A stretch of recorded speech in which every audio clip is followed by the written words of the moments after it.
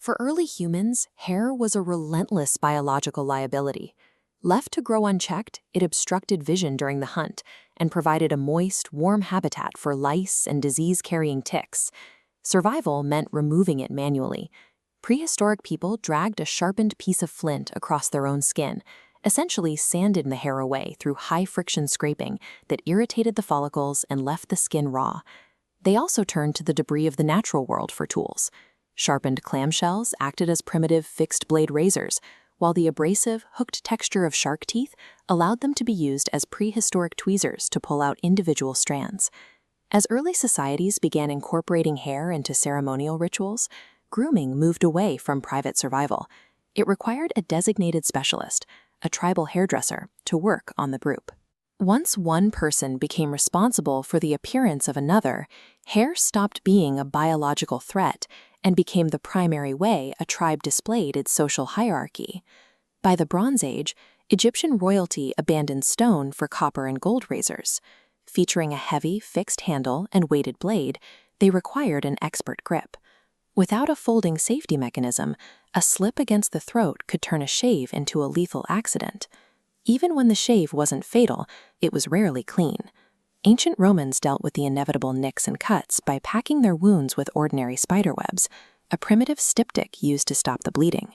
This was the start of a 5,000-year evolution. Grooming was no longer about taming a hazard.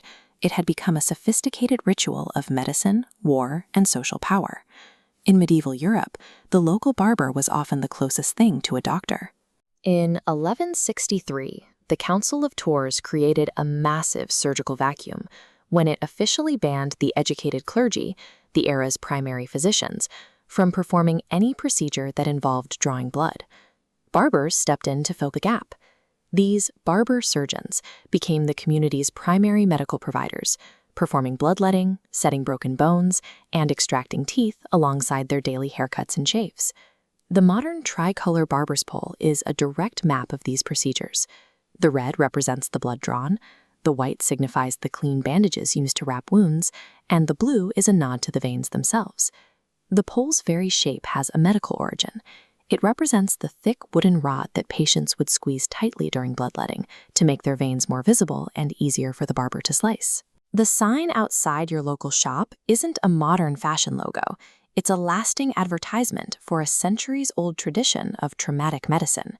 In Edo period Japan, the barber's tools ensured a warrior was battle-ready.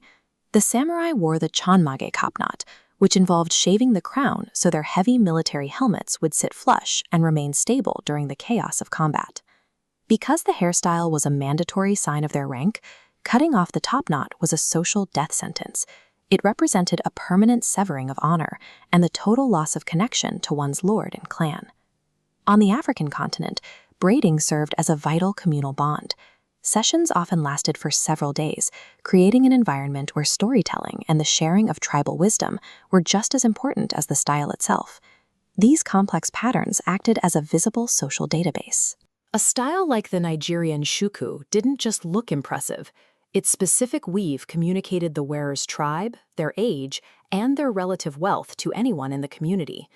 In these cultures, the barber wasn't just a stylist. They were the architects of a person's public identity and their standing in the eyes of the law. The barbershop also functioned as the ancient world's newsroom. Romans called these shops wineless symposia, places where gossip was the primary currency, and the barber served as the local information hub. While the trade was long dominated by men, pioneers broke the cycle early on.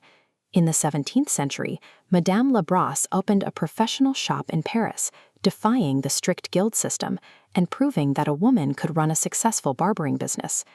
2 centuries later, Madame C.J. Walker built a hair care empire that changed the economic landscape for thousands.